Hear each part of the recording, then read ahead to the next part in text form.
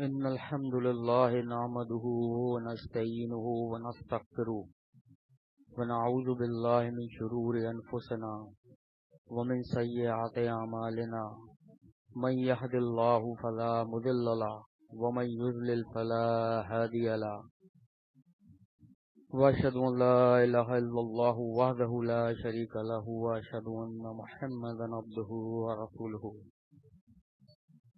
وقال الله تعالى في القرآن الحكيم الفرقان المجيد أعوذ بالله السميع العليم من الشيطان الرجيم من همزه ونفخه ونفثه يا أيها الذين آمنوا اتقوا الله حق تقاته ولا تموتن إلا وأنتم مسلمون أما بعد فإن الخير الحديث كتاب الله وخير الهدي هدي محمد صلی اللہ علیہ وسلم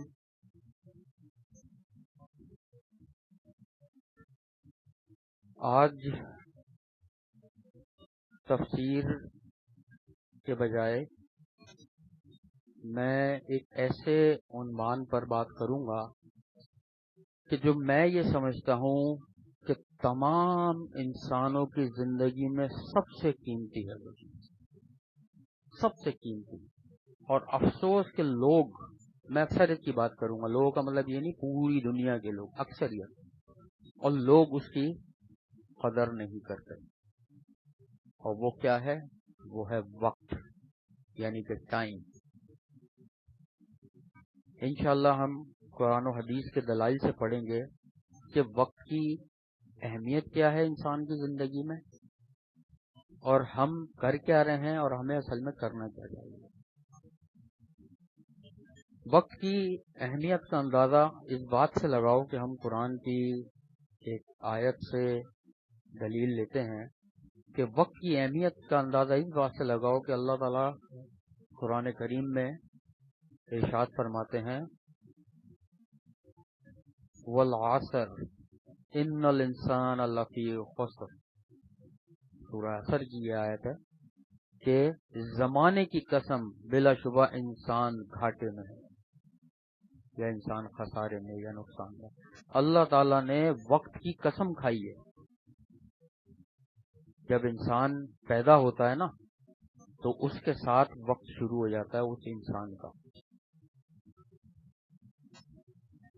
ایک ایک لمحہ گزرنے والا جو ہے اس کی زندگی سے کم ہوتا رہتا ہے، ٹھیک ہے؟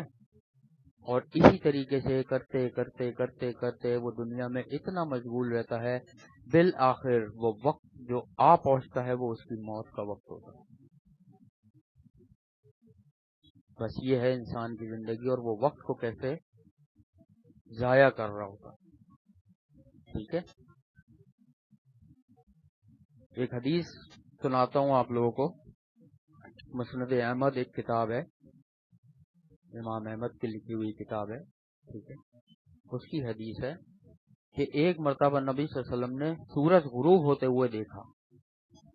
سورج غروب ہو رہا تھا، اب یہ ذہن میں رکھو، سورج غروب ہوتے ہوئے دیکھ رہے ہیں نبی صلی اللہ علیہ وسلم، اور صحابہ کرام سے کیا فرما رہے ہیں؟ تمہاری دنیا میں سے جو گزر چکی ہے، تمہاری دنیا میں سے یا تمہاری زندگیوں میں سے یا تمہاری دنیا میں سے جو گزر چکی ہے، صرف اتنی مقدار باقی ہے جتنا یہ سورج زندگی گزار کر اس دن میں باقی بچا ہے۔ یعنی وہ سورج جو غروب ہو رہا تھا، نبی صلی اللہ علیہ وسلم نے فرمایا کہ جتنا اب یہ باقی بچا ہے اتنی تمہاری دنیا باقی بچی ہے۔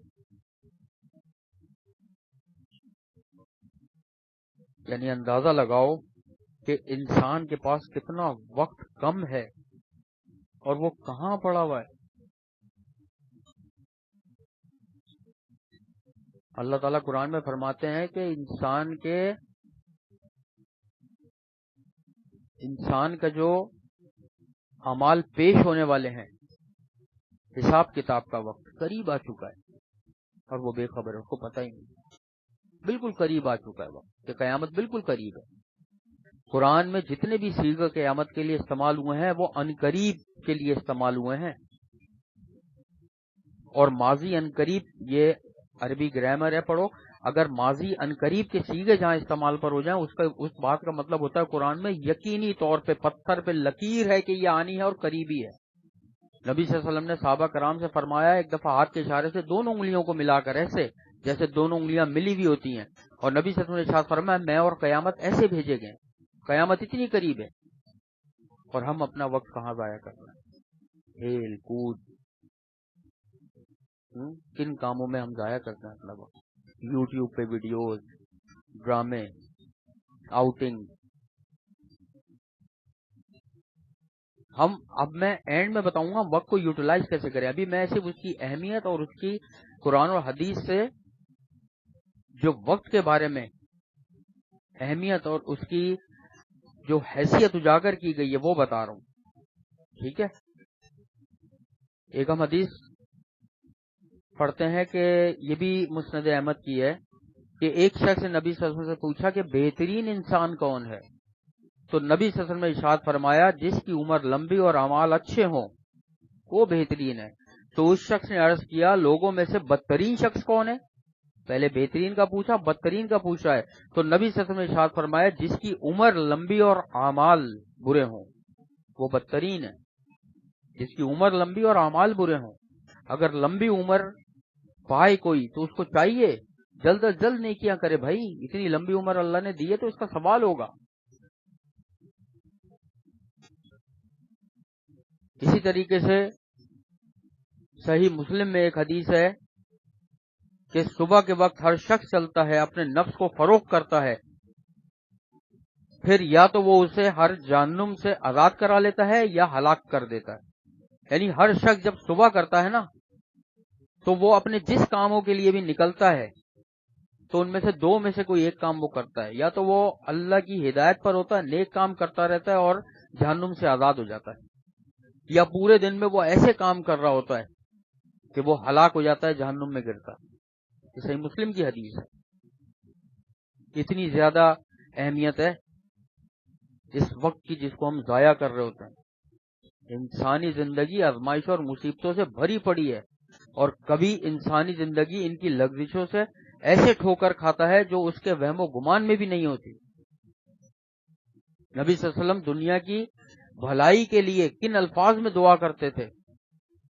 ان الفاظ میں دعا کرتے تھے کہ میری زندگی میرے لیے ہر خیر کے اضافے کا باعث بنا دے یا اللہ، اور موت کو میرے لیے ہر شر سے راحت کا ذریعہ بنا دے. یعنی میری زندگی کو خیر سے بھر دے اور موت کو ہر شر سے راحت کا ذریعہ بنا دے. یہ صحیح مسلم کی حدیث ہے.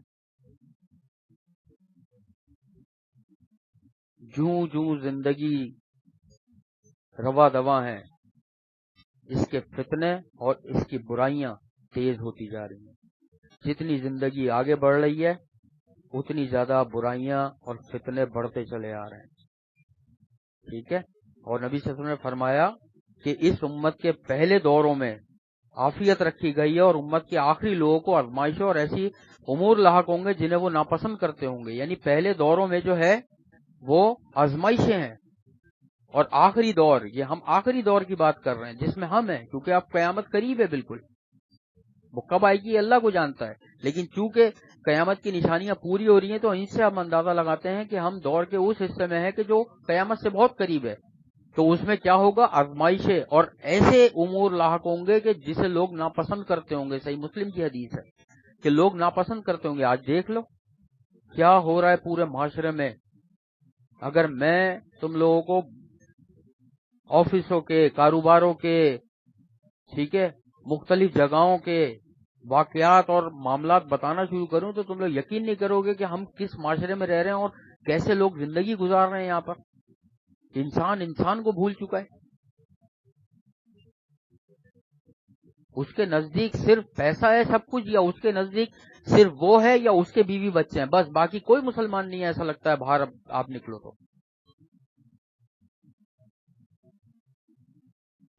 لوگوں کے پاس کھانے کو پیسہ نہیں ہے، لوگ ریٹ کم کرنے کو تیار نہیں ہے. اگر کوئی چیز پیچھے سے سستی مل جائے تو آگے دگنی تگنی چوگنی قیمت سے وہ وصول کر رہے ہیں، چاہے بے شک کوئی بھوکا مرے یا کچھ بھی ہو کسی کے ساتھ بھی. کس دور میں ہم زندہ ہیں؟ صحابہ کرام اونٹ کے اونٹ سینکڑوں کی تعداد میں صدقہ کر دیا کرتے تھے. اتنی زیادہ فضیلت آئی ہے اس کی صدقہ خیرات کرنے کی، اور غریبوں کو، مسکینوں کو اور لوگوں کو کھانا کھلانے کی. آج دیکھ لو کیا ہو رہا ہے پورے معاشرے میں. ہر آنے والا زمانہ، جو آنے والا وقت ہے نا، وہ گزرنے والے وقت سے بدترین ہوتا جا رہا ہے. یہ صحیح بخاری کی حدیث ہے، نبی صلی اللہ علیہ وسلم نے فرمایا کہ ہر آنے والا وقت گزرنے والے وقت سے بدترین ہوتا جا رہا ہے. اللہ تعالیٰ نے کتنی ایسی بستیاں ہلاک کر دی کہ جنہوں نے وقت کی قدر نہیں کی اور صرف کھیل کود میں لگے رہے. تو بیٹا اس وقت کی قدر کرو. اور جدید فتنوں میں سے ایک بڑا فتنہ مصائب و وفات کے متعلق عقل و فلسفے کو مقدم رکھنا ہے، یعنی کہ اپنی عقل لڑانا ہر چیز میں، کہ ہم وہ مانیں گے جو ہماری عقل میں آئے گا. حدیث سامنے آ جائے گی، ریجیکٹ کر دیتے ہیں لوگ کہ ہماری عقل میں تو نہیں آتی یہ حدیث. نبی صلی اللہ علیہ وسلم کی بات کو ریجیکٹ کر رہے ہوتے ہیں اور اپنی عقل لڑا رہے ہوتے ہیں. ایسے فتنے ہیں جو حدیثوں کو نہیں مانتے. وہ کہتے ہیں ہمارے لیے صرف قرآن ہے، ختم، کسی حدیث کو نہیں مانتے. وہ لوگ کسی مسجد میں نماز نہیں پڑھتے. ایسے ہیں فتنے. تم لوگ ابھی جب گھروں سے نکلو گے، یونیورسٹیوں میں جاؤ گے، آگے پڑھو گے، ملو گے، لوگوں سے معاملات رکھو گے، تو تم لوگ کو اندازہ ہوگا کہ ان میں ایسے لوگ موجود ہیں. کیونکہ ابھی تم لوگ چھوٹے ہو بہت، صرف گھر کی زندگی تک زندگی ہے تم لوگوں کی، تو ابھی تم لوگوں کو نہیں اندازہ کہ باہر کیا ہو رہا ہے. ایسے لوگ ہیں جو کہتے ہیں ہمیں صرف قرآن کی بات بتاؤ، ختم، باقی ہم کچھ نہیں جانتے. وہ نہ نماز پڑھتے ہیں، نہ زکوٰۃ کو مانتے ہیں، نہ قربانی کو مانتے، کسی چیز کو نہیں مانتے. ایسے فتنے موجود ہیں اور سوشل میڈیا پہ آ رہے ہیں. تو بتاؤ کیسے کیسے فتنے آ رہے ہیں. بھائی اس وقت کی قدر کرو. جو وقت اللہ کی رضامندی، اللہ کے ذکر و اذکار میں، نماز کی پابندی، قرآن، تفسیر، لوگوں سے اچھا برتاؤ کرنے میں، رشتہ داروں سے ملنے جلنے پہ، دعوت پہ بلانے جانے میں خرچ ہو، وہ سب سے بہترین وقت ہے. بیماروں کی عیادت کرو. جب کوئی کسی بیمار کی عیادت کرتا ہے تو نبی صلی اللہ علیہ وسلم نے ارشاد فرمایا گویا کہ وہ جنت کے باغ میں چہل قدمی کر رہا ہوتا ہے. آج لوگ گھروں میں بیمار ہوتے ہیں، لوگ ملنے نہیں جاتے. بیمار کے بارے میں نبی صلی اللہ علیہ وسلم نے فرمایا کہ اس سے ملنے جاؤ تو اپنے لیے دعا کروا لو. کتنی زیادہ فضیلت ہے. اللہ تعالیٰ قیامت والے دن ایک شخص کو بلا کے کہیں گے میں دنیا میں بیمار تھا، تو میری عیادت کو نہیں آیا. وہ شخص کہے گا یا اللہ تو تو رب ہے، تو کیسے بیمار ہو سکتا ہے؟ اللہ تعالیٰ فرمائیں گے فلاں شخص بیمار تھا میرا بندہ، تو اس کی عیادت کو کیوں نہیں گیا؟ آج ہم دیکھ لو. تو بھائیوں اس وقت کی قدر کرو. اللہ تعالیٰ قرآن میں فرماتے ہیں سورہ رعد میں، بے شک اللہ تعالیٰ کسی قوم کی حالت نہیں بدلتے جب تک کہ وہ خود اس کو نہ بدلے جو ان کے دلوں میں ہے. تو بھائی سب سے پہلے ہمیں اپنے دل بدلنے ہیں. ٹھیک ہے، اپنے دل بدلنے ہیں. ہمیں دین کی طرف آنا ہے. یہ دین ہمارا انتہائی بہترین اور پورا زندگی سے لے کے موت تک کی تمام چیزیں ہمیں بتاتا ہے، کون سی چیز کیسے کرنی ہے، کب کرنی ہے، کہاں کرنی ہے اور کیا نتیجہ اس کا نکلنا ہے. یورپ، امریکہ، کینیڈا، انگلینڈ، فرانس، یہاں پر یہ لوگ مسلمان نہیں ہیں، لیکن اپنے معاشرے میں انہوں نے جتنی چیزیں بھی لاگو کی ہوئی ہیں وہ ساری وہ ہیں جو قرآن اور حدیث میں. ایمانداری، امانت میں خیانت نہیں کرنی، وقت کا خیال رکھنا ہے، کسی کو دھوکہ نہیں دینا ہے، کسی کا حق نہیں کھانا ہے. تو معاشرے وہ دیکھ لو کتنا ترقی کر رہے ہیں. وہ مسلمان نہیں ہیں کیونکہ انہوں نے جو مسلمانوں کی کو اپنانے والی چیزیں تھیں وہ اپنے اوپر. یہ اللہ کا اصول ہے کہ جو بھی اسلامی قانون کے تحت چلے گا اس کو دنیا میں بھی ترقی ملنی ہے. وہ مسلمان نہیں ہے لیکن انہوں نے قانون وہ اپنایا ہے جو اسلام کہتا ہے، تو وہ دنیا میں ترقی کر رہے ہیں. کیونکہ وہ ایمان سے خالی ہے اس لیے آخرت میں تو ان کا کوئی حصہ ہونا ہی نہیں ہے. لیکن دنیاوی ترقی کا ان کا راز صرف اور صرف یہ ہے کہ وہاں ایک غریب بھی اگر امیر بھی اگر قتل کرتا ہے دونوں کے ساتھ برابر سلوک ہوتا ہے. وہاں ایک غریب چوری کرتا ہے، ایک امیر اگر منسٹر کوئی وہاں کا بڑا سیاستدان بزنس مین بھی چوری کرتا ہے اس کو وہی سزا ملتی ہے جو غریب کو ملتی ہے. یہاں ایسا نہیں ہے.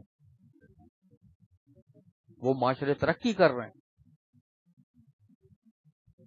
حضرت ابو بکر صدیق رضی اللہ تعالی انہوں نے خطبہ دیا تھا، اس کی کچھ جھلکیاں میں بتاتا ہوں تم لوگوں کو کہ انہوں نے اپنے خطبے میں فرمایا تھا صحابہ کرام سے تم صبح اور شام اس موت کی طرف جا رہے ہو جس کا علم تم سے چھپا ہوا ہے. ایسی موت کی طرف بڑھ رہا ہے انسان جس کا علم چھپا ہوا ہے. سو اگر تم میں استطاعت ہے کہ اس کی موت کو نیک امال کی صورت میں پانا ہے تو پھر ایسے کرو کہ اپنے رویے بدلو، اپنے اعمال بدلو، اپنی سوچ بدلو۔ یہ نعمتیں مل جانا قابل رشک نہیں ہے۔ قابل رشک جو چیز ہے وہ صالح اعمال ہیں، نیک اعمال ہیں، اخلاص ہے، نیت ہے، توحید ہے۔ اصل جو سرمایہ ہے نا انسان کا وہ نیک اعمال ہے۔ پھر انہوں نے فرمایا کہ ایک مقولہ ہے، مقولہ کا مطلب ایک قول ہے۔ قول کس کا؟ نوح علیہ السلام کا، جو اپنی قوم میں 950 سال زندہ رہتے ہیں۔ حضرت نوح علیہ السلام، پتہ ہے 950 سال اپنی قوم کو تبلیغ کری ہے۔ کتنی عمر ہوتی ہے 950 سال؟ آج ہماری یہاں عمر ہی 50 60 70 سال ہوتی ہے، اس سے زیادہ عمر ہی بہت کم لوگوں کی ہوتی ہے۔ 950 سال زندہ رہتے وہ۔ تو ان سے پوچھا گیا اس دنیا کے بارے میں آپ کی کیا رائے ہے؟ ایک ایسے انسان سے پوچھا جا رہا ہے جس کی عمر 950 سال تھی۔ تو انہوں نے کہا کہ دنیا کی زندگی یوں ہے جیسے انسان ایک دروازے سے داخل ہو کر دوسرے دروازے سے نکل جائے، کہ بس دنیا کی زندگی یہ ہے کہ ایک دروازے سے گھسا اور دوسرے دروازے سے باہر چلا گیا، ختم، بس یہ ہے زندگی۔ اور وہ تو 950 سال کی زندگی کو یہ بول رہے ہیں، ہم تو 50 سال کی زندگی کو بھی یہ نہیں بول رہے ہوتے، ہم تو یہ کہہ رہے ہوتے ہیں بہت ٹائم ہے ابھی تو۔ اور یاد رکھو کہ 5 چیزوں سے پہلے غنیمت جانو۔ سب سے موسٹ امپورٹنٹ بات ہے یہ آج کی۔ کون سی 5 چیزیں ہیں؟ کہ جوانی کو بڑھاپے سے پہلے غنیمت جانو، کہ انسان جوان ہے، وہ انتظار نہیں کرے کہ وہ بوڑھا ہو تب نیک عمل کرے، جوانی میں نیک عمل شروع کر دے۔ دوسری چیز یہ کہ بیماری سے پہلے صحت کو غنیمت جانو۔ آدمی صحت مند ہے تو زیادہ سے زیادہ نیکیاں جتنی کر سکتا ہے کرے، کیونکہ بیماری اگر آ جاتی ہے تو وہ کسی چیز کا بھی نہیں رہتا، کوئی نیک عمل نہیں کر سکتا۔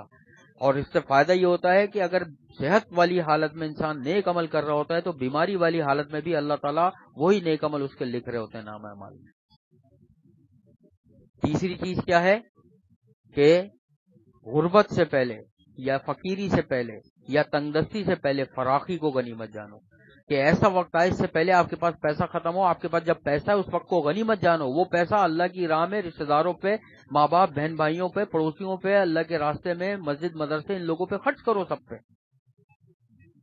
چوتھی چیز کیا ہے؟ سب سے کام کی چیز اس میں ایک اور ہے، کیا؟ کہ مصروفیت سے پہلے فراغت کو غنیمت جانو، یعنی انسان جب فارغ ہوتا ہے اس وقت کو غنیمت جانے اور ذکر و اذکار اور نیک اعمال کرے، اس سے پہلے کہ کوئی ایسی مصروفیت آ جائے۔ میں نے ایسے لوگ دیکھے ہیں کہ بڑے بڑے دینی کام کرنے کے لیے اٹھتے ہیں اور ایسی ان کی مصروفیت آ جاتی ہے کہ سالوں تک پھر ان کو ذہن میں نہیں رہتا کہ یہ دینی کام کرنا ہے۔ یہاں تک کہ میں نے ایسے لوگ بھی دیکھے ہیں کہ حج کرنے گئے یہاں سے پاکستان سے، اور جس دن حج ہونا تھا اس دن یہاں سے کال آ گئی ان کے پاس، جس دن حج تھا، کہ ایمرجنسی ہو گئی ہے، آپ کو آنا ہے واپس، اور وہ حج چھوڑ کر واپس آ گئے۔ ایسے بدنصیب لوگ بھی ہیں کہ واپس آ گئے یہاں کے ایمرجنسی اپنی نپٹائی، کام وام سے فارغ ہوا، سب کچھ وہاں حج ہو گیا، ختم ہو گیا، وہ شریک نہیں ہو پائے۔ ایسے لوگ بھی ہیں۔ تو یہ جو فارغ وقت ہے نا آدمی کا، جس میں مصروفیت نہیں ہے، اس کو غنیمت جانے اور زیادہ سے زیادہ نیک اعمال کرے۔ اور پانچویں چیز کیا ہے؟ کہ موت سے پہلے زندگی کو غنیمت جانے۔ اس سے پہلے کہ موت آئے، جب تک آنکھ کھلی ہے، انسان سانس لے رہا ہے، اس کو غنیمت جانے۔ اللہ تعالیٰ قرآن میں فرماتے ہیں سورہ حشر میں کہ اے ایمان والو، اللہ سے ڈرو اور ہر نفس دیکھے گا جو اس نے کل کے لیے بھیجا ہے، اور اللہ سے ڈرو، بے شک اللہ جو تم عمل کرتے ہو اس سے بہت باخبر ہے۔ کہ جو آدمی بھیج رہا ہے قیامت والے دن اس کو دیکھ لے گا وہ۔ تو یہ ایسی چیز ہے وقت کہ ہم میں سے اکثر اس کو ضائع کر رہے ہوتے ہیں اور اس کا ہمیں اندازہ بھی نہیں ہوتا وقت کا۔ یہ تو تھا ایک مختصر تعارف قرآن اور حدیث سے وقت کی اہمیت کا۔ اب آج کل جو میں نے معاشرہ دیکھا ہے نا، اس کے حساب سے ہم وقت کو کیسے یوٹیلائز کریں، کیسے استعمال کر سکتے ہیں، وہ بتاتا ہوں بہت ہی شارٹ طریقے سے۔ دیکھو، لوگ کاروبار کر رہے ہیں، یونیورسٹی میں پڑھ رہے ہیں، کالجوں میں پڑھ رہے ہیں، نوکریاں کر رہے ہیں، سب کچھ صحیح ہے، کوئی بات نہیں، دین آپ کا کسی چیز سے منع نہیں کرتا ہے، کہ وہ چھوڑ دو چیز. آپ یوٹیلائز کیسے کرو؟ دیکھو 5 وقت کی نماز جہاں پر اذان ہو جائے انسان نماز پڑھ لے. ٹھیک ہے. دوسرا، جب آپ گھر سے نکلو، یونیورسٹی جا رہے ہو، کاروبار کے لیے جا رہے ہو، خریداری کے لیے جا رہے ہو، کالج جا رہے ہو، بزنس کے لیے جا رہے ہو، واپس آ رہے ہو، وہاں سے وہاں جا رہے ہو، وہاں سے کہیں اور جا رہے ہو، بائک پہ جا رہے ہو، بس میں جا رہے ہو، رکشے میں جا رہے ہو، پیدل جا رہے ہو، آپ گاڑی پہ جا رہے ہو، جیسے بھی جا رہے ہو، استغفار کرتے چلے جاؤ. اپنے اس وقت کو یوٹیلائز کرو. سفر میں کیوں آدمی بلا وجہ کی کوئی بات کرے، کہانیاں سنے یا کسی کو دیکھے؟ آپ اس وقت کو یوٹیلائز کرو. یقین کرو کہ اگر انسان استغفار شروع کر دے تو وہ صبح سے شام تک پتہ چلے گا کہ کثیر تعداد میں کثرت سے استغفار کر چکے گا. پھر سبحان اللہ و بحمدہ یہ پڑھے. یہ ذکر ایسا ہے، اس کے بارے میں نبی صلی اللہ علیہ وسلم نے فرمایا قیامت والے دن جس نے اس سے زیادہ پڑھا ہوگا وہی اس سے آگے نکلے گا نیکیوں میں. سبحان اللہ و بحمدہ یہ پڑھنا چاہیے.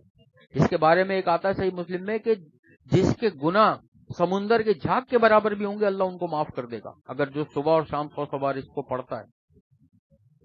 سبحان اللہ و بحمدہ سبحان اللہ العظیم یہ اتنا بہترین ذکر ہے. تو انسان یہ ذکر و اذکار کرتا رہے. سبحان اللہ، الحمدللہ، اللہ اکبر، لا حول ولا قوت الا باللہ، لا الہ الا اللہ. یہ بہترین ذکر و اذکار ہیں. انسان چلتے پھرتے کچن میں کام کر رہے ہو، ٹھیک ہے، آ کے انسان بیڈ پہ لیٹا ہے، تھوڑی دیر بیٹھ گیا، سستا آ رہا ہے، کچن میں لیڈیز کام کر رہی ہیں، کھانا بنا رہی ہیں، نکال رہی ہیں، آٹا گوندھ رہی ہیں، سبزی کاٹ رہی ہیں. انسان اپنی زبان کو اللہ کے ذکر سے تر رکھے. یہ ذکر و اذکار ہوتے رہیں گے. اذان ہو انسان نماز پڑھ لے. پتہ یہ چلے گا کہ 6 مہینے کے بعد آپ کی ایسی روٹین ہو جائے گی کہ قرآن، نماز، ذکر و اذکار، استغفار سب انسان کے روٹین پہ آ جائے گا. اور آہستہ آہستہ کر کے موت کا وقت قریب آ جائے گا. یہ بات ہے اپنی روٹین بنانے کی کہ کون کیسی روٹین بناتا ہے. لا حول ولا قوت الا باللہ یہ جنت کا کلمہ کہا گیا اس کو کہ جنت کے خزانوں میں سے آیا یہ لا حول ولا قوت الا باللہ. یہ ذکر و اذکار ہمیں کرنے چاہیے، استغفار کرنی چاہیے. استغفر اللہ الذی لا الہ الا هو الحی القیوم واتوب الیہ. نبی صلی اللہ علیہ وسلم ایک محفل میں صحابہ کرام بیٹھے ہوتے تھے، وہ گن رہے ہوتے تھے، نبی صلی اللہ علیہ وسلم 100 بار یہ استغفار پڑھ لیا کرتے تھے. تو ہم نہیں پڑھ سکتے کیا؟ مہمانوں کے ساتھ بیٹھے ہیں، ضروری تھوڑی ہم بات کر رہے ہیں. 2 مہمان اگر کسی موضوع پر بات کر رہے ہیں، 2 لیڈیز کسی موضوع پہ بات کر رہی ہیں، ہم اپنے ذکر و اذکار پڑھتے رہیں. جب ہم سے کچھ پوچھا جائے ہم جواب دے دیں. تو یہ ایسی روٹین آپ کی بن جائے گی کہ ذکر و اذکار، قرآن، تفسیر، ترجمہ پلس آپ کی نمازیں سب چلتا رہے گا. اب آ جاؤ دوسری طرف. آپ گھر میں کچھ بھی بناؤ، تھوڑا سا اس میں زیادہ بنا کے ایک پڑوسی کے گھر بھجوا دو کھانا. ایک آدھ دن چھوڑ کے دوسرے کے ہیں، تیسرے کے ہیں، چوتھے کے ہیں. اپنی عادت بنا لے آدمی. پڑوسیوں کے اتنے حقوق ہیں. نبی صلی اللہ علیہ وسلم نے فرمایا، حدیث کے الفاظ ہیں کہ پڑوسیوں کے بارے میں اتنی زیادہ بار اللہ تعالیٰ نے وہی بھیجی، تاکید کری کہ مجھے یہ شبہ ہونے لگا کہ وراثت میں کہیں پڑوسیوں کا حصہ نہ آ جائے. اتنی زیادہ جو ہے نا فضیلت ہے پڑوسیوں سے حسن سلوک کی. تو ان کے گھر کچھ کھانے کو بھجوا دو. پھر 2-4 دن میں پتہ چلے رشتے داروں میں کوئی بیمار ہے، کچھ ہے، اس کی عیادت کے لیے انسان پہنچ جائے، اس سے اپنے لیے دعا کروا لے. دیکھو کتنا وہ خوش ہوتا ہے. اور جنت کے باغ میں بندہ ٹہل رہا ہوتا ہے جب تک کسی بیمار کے پاس رہتا ہے. تو پتہ یہ چلے گا اگر ان چیزوں پہ آدمی روٹین میں کرنا شروع کر دے، پتہ یہ چلے گا کہ انسان حقوق العباد بھی نبھا رہا ہے پورے، حقوق اللہ بھی نبھا رہا ہے پورے. اور اچانک اگر اس کی کبھی موت بھی آ جاتی ہے تو انشاءاللہ اللہ سے امید ہے کہ وہ اس حال میں اللہ سے ملے گا کہ اللہ اس پر راضی ہوگا. کتنا آسان ہے دین. 15 دن میں 20 دن میں کسی رشتے دار کے یہاں دعوت پہ چلا جائے، کسی کو اپنے یہاں بلا لے کھانے پہ. ایک دفعہ ایک کو بلا لے، 10-15-20 دن میں دوسرے کو بلا لے. پھر کوئی دعوت پہ بلائے اس کے یہاں چلا جائے. پھر اسی طریقے سے کسی کے انتقال کی خبر سنے، اس کے جنازے میں چلا جائے، اس کی تدفین میں شریک ہو. یہ حق ہے مسلمان کے. مسلمان پر 6 حق ہیں. کوئی مسلمان چیخے اس کی چیخ کا جواب دے دے، کوئی بیمار ہو بیمار پرسی کرے، کوئی مشورہ مانگے اچھا مشورہ دے. تو یہ چھوٹی چھوٹی سی باتیں اگر ہم وقت کے حساب سے اپنا سیٹ کر لیں نا، سلام کرتا رہے آتے جاتے، بس میں بیٹھ رہا ہے، رکشے میں بیٹھ رہا ہے، گاڑی میں بیٹھ رہا ہے، آ رہا ہے جا رہا ہے، پڑوسی مل رہے ہیں، آفس والے ہیں، کاروبار والے ہیں، خواتین ہیں باہر نکل رہی ہیں، پڑوس والی خواتین نظر آ رہی ہیں، بچیاں آ رہی ہیں جا رہی ہیں، انسان سلام کر لے، السلام علیکم ورحمۃ اللہ وبرکاتہ. 30 نیکیاں مل گئی. کتنا آسان ہے دین. کسی کے گھر میں پہنچے سلام کر لے، اپنے ہی گھر میں آ رہا ہے آدمی. صحابہ کرام فرماتے ہیں کہ ہم 2 صحابی جا رہے ہوتے تھے اور بیچ میں اگر ایک درخت بھی آ جاتا تھا، ایک صحابی درخت کے اس طرف سے جاتا تھا، دوسرا اس طرف سے، واپس آ کے ادھر دونوں پھر سلام کرتے تھے. اتنا سلام عام کرتے تھے وہ. نبی صلی اللہ علیہ وسلم نے ارشاد فرمایا جس کو جانتے ہو یا نہیں جانتے ہو سلام کرو. اتنا آسان ہے یہ دین. تو یہ وہ چیزیں بتا رہا ہوں، یہ کاروبار، نوکری، بزنس اور یہ یونیورسٹی میں تعلیم، یہ ہر چیز کے ساتھ آدمی یہ کر سکتا ہے. یہ جتنی بھی میں نے ایسی چیز، کوئی ایسی چیز اس میں نہیں بتائی کہ بندہ بول دے مجھے یار یہ جو چیز آپ نے بتائی نا میں نوکری اور کاروبار کے ساتھ یہ نہیں کر سکتا. یہ ساری چیزیں نوکری اور کاروبار کے ساتھ کر سکتا ہے. ہیڈ فون اپنے کان میں لگا لے، تفسیر سنتا ہوا چلا جائے، آفس یا کاروبار پہ جا رہا ہے، تلاوت سنتا ہوا چلے جائے، ترجمہ سنتا ہوا چلے جائے، واپسی میں سوچ لے کہ آج میں استغفار کرتا ہوا آؤں گا، سبحان اللہ و بحمدہ، سبحان اللہ العظیم پڑھتا ہوا آؤں گا، مختلف ذکر و اذکار کرتا ہوا ہے. پھر دعائیں یاد کر لے، گھر میں داخل ہونے کی دعا، گھر سے نکلنے کی دعا، واش روم میں جانے کی دعا، واش روم سے نکلنے کی دعا، رات کو سونے کی دعا، کروٹ لینے کی دعا، صبح اٹھنے کی دعا، دودھ پینے کی دعا، کھانے کی دعا، کھانے کے بعد کی دعا. یہ بہت چھوٹی سی چیزیں ہیں. اس کے لیے کچھ بھی نہیں چاہیے، 2-3 سیکنڈ کا ٹائم چاہیے، 2 سے 3-4 سیکنڈ کا ٹائم بتا رہا ہوں میں چاہیے. یہ آدمی کرتا رہے، اس کی پوری زندگی سنت کے حساب سے ہو جائے گی. اور اچانک جس دن بھی اس کی موت کا وقت قریب آ جائے تو اللہ سے امید ہے کہ اللہ تعالیٰ اس کو زبان پہ کلمہ جاری کر دیں گے. وہ اس حال میں اللہ سے ملے گا کہ اللہ اس سے راضی ہوگا. یہ وہ ساری چیزیں ہیں جو انسان اپنے کاروبار، نوکریوں کے ساتھ کر سکتا ہے. صرف وقت کو ایڈجسٹ کرنا ہے آپ کو. آپ سیڑھیوں سے اتر رہے ہیں، سبحان اللہ سبحان اللہ سبحان اللہ پڑھ لیں. آپ سیڑھیوں سے کہیں بھی چڑھ رہے ہیں، اللہ اکبر پڑھتے ہوئے آ جائیں. دیکھو کیسے بہترین سنت بھی ادا ہو رہی ہے، ذکر و اذکار بھی اللہ کے چل رہے ہیں، اور آپ کا کام بھی ہو رہا ہے. آپ یونیورسٹی پڑھنے جا رہے ہیں، آپ آفس جا رہے ہیں، بزنس کے لیے جا رہے ہیں، آپ کا کام بھی ہو رہا ہے کہ آپ نے سیڑھی پہ قدم رکھا، اللہ اکبر پڑھ لیا، آپ واپس اترے، سبحان اللہ پڑھ لیا. آپ وہاں پہنچے، آپ نے کہا السلام علیکم ورحمۃ اللہ وبرکاتہ، آپ کو 30 نیکیاں مل گئی. یعنی ساری چیزیں آپ کے ساتھ ہو رہی ہیں. سواری پر بیٹھے، سواری کی دعا آپ نے پڑھ لی، سواری سے اترے آپ نے دعا پڑھ لی، کسی دوسرے شہر جا رہے ہیں، شہر میں جانے کی دعا پڑھ لی، واپس آ رہے ہیں وہ دعا پڑھ لی، سفر کی دعا پڑھ لی. چھوٹی چھوٹی سی دعائیں آدمی یاد کر لے، یہ اپنی پوری زندگی کا روٹین بنا لے، پوری زندگی اس کی انشاءاللہ جو ہے نا سنت کے حساب سے ہو جائے گی. بس آج کا میرا درد جو ہے نا خاص اسی پہ تھا، وقت کی اہمیت. اور ایک ایک کر کے سیکنڈ انسان کی زندگی سے کم ہو رہا ہے، اور پھر وہ لمحہ آنا ہے جب اس کی زبان بند کر دی جائے گی اور وہ جو ہے ملک الموت کو دیکھ لے گا، اور پھر سوائے روح نکلنے کے کچھ نہیں ہوگا. وہ آخری وقت ہوگا. اللہ تعالیٰ سے دعا ہے اللہ تعالیٰ ہمیں ہمارے وقتوں کو بہترین طریقے سے اللہ کے دین کے لیے استعمال کرنے کی توفیق عطا فرمائے. ہماری زبانوں پہ اللہ تعالیٰ ہمیشہ اپنا ذکر جاری وہ ساری رکھے، اور مرتے ہوئے ہمیں کلمہ نصیب فرما دے. اللہ یا حیو یا قیوم برحمتک استغیث اللہم صلی علی محمد وعلی آل محمد. اے میرے اللہ، جو کچھ بھی ہم نے آج پڑھا ہے، سمجھا ہے، ہمیں اس پر عمل کرنے کی توفیق عطا فرما دے. ہمارے بہنوں کو، بھائیوں کو، رشتہ داروں کو، پڑوسیوں کو، والدین کو، سب کے گناہوں کو بخش دے، اور سب کو بہترین ہدایت اور صحت عطا فرما دے. اللہ جن کے والدین اس دنیا سے جا چکے ہیں اللہ ان کے والدینوں کے گناہوں کو بخش دے اور ان کے درجات کو بلند فرما دیجیے.